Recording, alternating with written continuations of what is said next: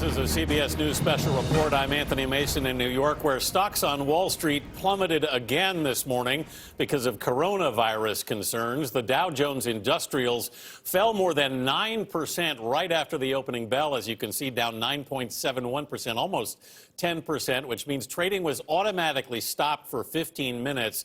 That's the third time that's happened in the past 2 weeks and in the past several trading days. This follows the Federal Reserve's surprise decision yesterday to slash interest rates to nearly 0% in an effort to limit economic damage from the worldwide pandemic. Weijia Jiang is at the White House, where President Trump praised the Fed move yesterday. Weijia, good morning.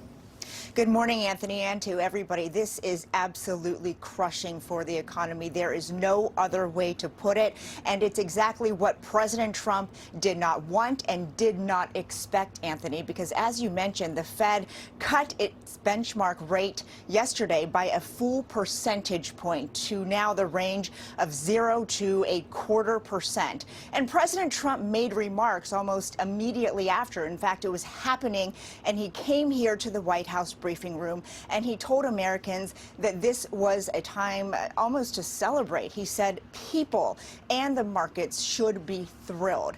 And of course, we have just seen that is not what has happened at all. And a lot of experts point to the reason being the president's other messages. He has sent mixed messages about what is actually unfolding with regard to the coronavirus. He insists that people should remain calm and relaxed, while his medical experts are standing next to him, warning that the worst has yet to come and that people should brace themselves for how much impact this virus could have. And what we've seen, Anthony, from day one is that the president has been extremely fixated on how this virus and its spread is impacting the economy. And after he held a press conference in the Rose Garden last week on Friday, the very next morning he actually came out and said he was honored to see that the markets were rebounding. Well, that's because during his remarks then, he had finally embraced the medical aspect and the public health piece of all of this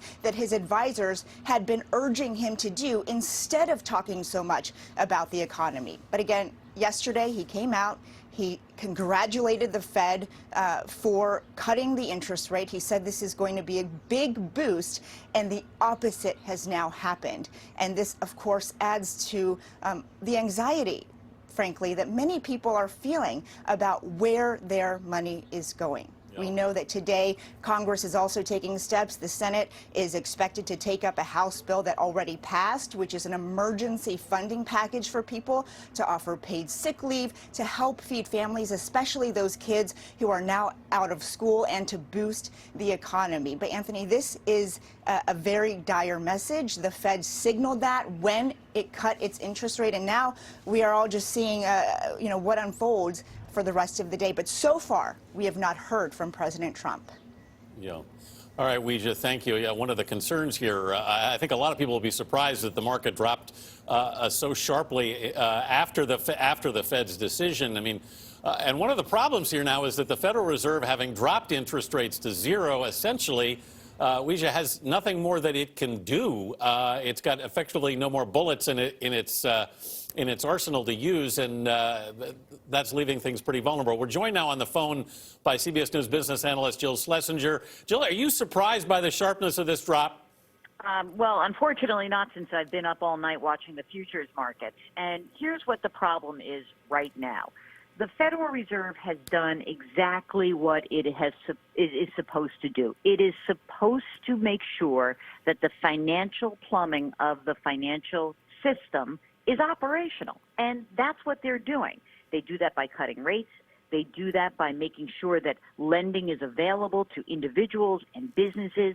And it does that by making sure that all the global banks around the world have access to U.S. dollars. What the Federal Reserve cannot do is stop the negative consequences of the spread of this virus. And that is what's happening. You know, Anthony, I liken it to, we're driving down the highway, we're going 55 miles an hour. Things are kind of fine. That's where we were in the beginning of this year. We have now slammed on the brakes, and we are in a wild, skid. We don't know where we end up, and that is causing so many problems in the big economy, but also in the markets.